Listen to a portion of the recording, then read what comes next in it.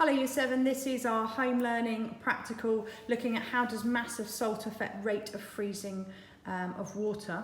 And you can see here I've just got some yogurt pots, really easy stuff that I can get at home hopefully. I've labelled them up with 1 gram, 2 gram, 3 all the way to 6 grams, and you can see I've got a set of scales. Now if you don't have a set of scales, that does not mean that you don't have to do the homework. You are perfectly able to do the homework by using the things that you've got at home. Maybe you've got a small teaspoon and you can simply fill the teaspoon with salt and rub across the top of the teaspoon with your finger to make it flat, and you can do 1 teaspoon, 2, 3 and so on. So it's possible to do this homework, this home learning, which is a nice fun practical, going to be quite interesting to see the results using the things that you've got at home.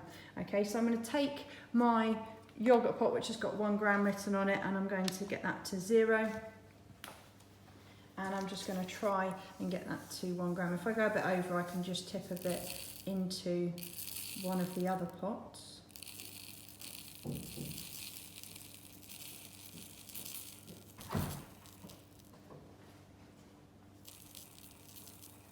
Taken a while to get to, there it is, 1 gram.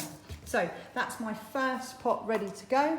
And then I'm going to add water up to the line there.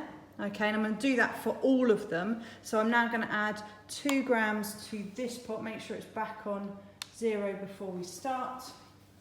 There we go. And I'm going to add 2 to this. And you can see that was perfectly done. And I'm going to continue this for all of the pots, fill them with water, put them into the freezer on a nice flat surface, maybe not in the drawer, maybe on the shelf. And then every half an hour or hour, so you need to think about how you're going to do this, I'm going to see if they've frozen by giving them a little squeeze like this. How frozen are they? When they're solid frozen, I'm going to record how long it took for them to freeze in this column here. See how you get on. Don't spend forever on it, but try and get yourself some results to see if you can see a pattern. Bring that back to school, okay? We're going to have cold water starting in all of them, same volume of water in all of them as well. I've now added water to all of the pots, and I'm just going to give it a bit of a stir just to encourage that salt to dissolve. It's going to happen quite easily in the 1 gram and the 2 gram, but once we get up to 6 grams, we really want to make sure that the salt is dissolved in the water and it's not just sat at the bottom of the water. So give them all a stir, and then we're going to pop them into the freezer.